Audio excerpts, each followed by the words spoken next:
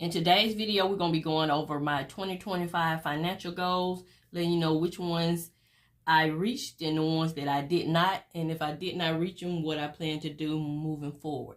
And if you're new to my channel, welcome, welcome, welcome. I'm Mrs Vee, and I am married, but I'm on a solo journey to early retirement, and I'm sharing that journey here on YouTube.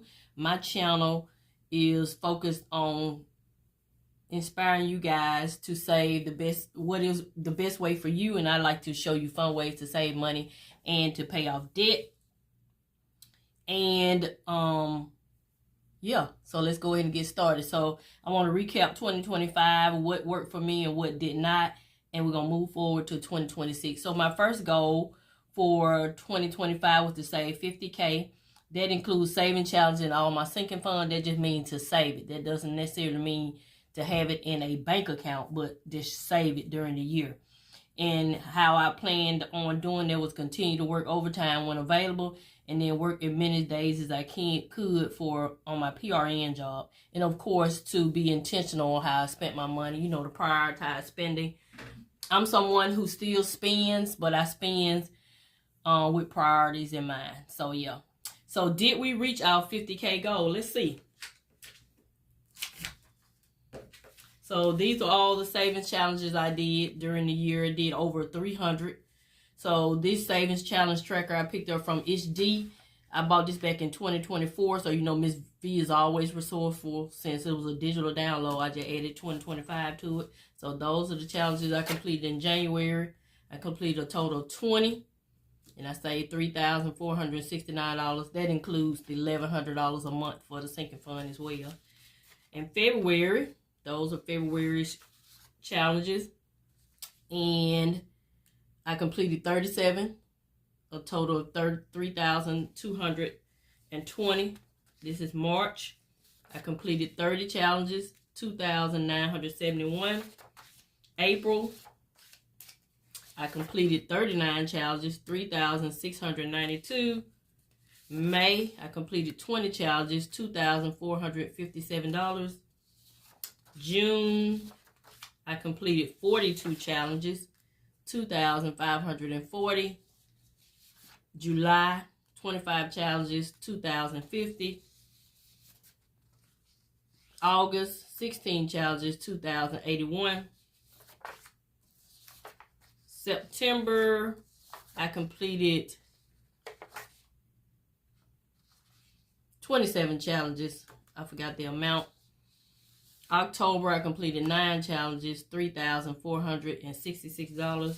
November, I completed 27 challenges, $3,663. December, I completed 35 challenges, total $3,495. And that's 330 challenges that I've done during the year of 2025, including my sinking funds. This is my tracker. I saved a total of, let me get the total and I'll be back. I saved a total of $52,086. Yay! So when I last gave you an update, I had completed the $50,000 goal by 62%. So now we can go ahead and finish coloring this in. So yeah, so I did reach my goal of 50K. Okay, and majority of that money was reallocated into sinking funds or went towards debt or whatever was going on at the time. So yeah, so that is 50K challenge that I completed. So we can mark that one off. Next financial goal for 2025 was continue to tithe 10% of our full-time income. We are tithers. We do that every week. Check. 3 is continue to pay 10% charity to my PRN pay. I'll do a check and then I do an X, because most of the year I did do the 10% to charity, but then these last couple of months I changed it to 5% when I started doing the box challenges. So I'll just say I completed that halfway. Next, number 4 is continue to contribute 6% at my full-time job and my 401ks. And I was doing not 2%, I think it's 4% if in my PRN job. I am doing that. I actually increased it, but that'll be part of my 2026 goals. And next, set monthly financial goals. I set yearly goals, then I break it down by quarter, then I break it down monthly. That's how I do mine to keep from getting overwhelmed. So there might be something you might want to consider if your goals overwhelm you, or your focus, intentions, whatever you call them, overwhelm you. 3 to 6 months yearly expenses. I did not reach that goal. I'm on the 2nd month, so I'm still working on that. Use rental income for rental expenses. I did that as much as I could, so I put a check by that. I moved my IRA, Roth IRA from Wells Fargo to Fidelity. I have not done that yet. So of the 8 goals, I'll say I reached like 5.5 of them. So that was 2025. So what will I be doing different, and what did not work for me in 2025? What I'll be doing different. In 2025, my rollover money went towards game time. And in 2026, I'll be pausing game time. So that money will not be going towards game time anymore. 2025 I was doing my bi-weekly A6 savings challenges bi-weekly.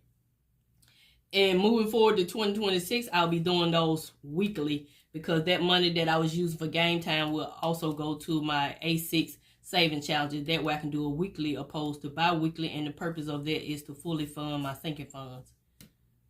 To help fully fund my sinking funds. And then my A5 savings challenges, those are the saving challenges that I'm still working on from 2025 that I plan to complete before I start any new big challenges in 2026. So I'll just complete that.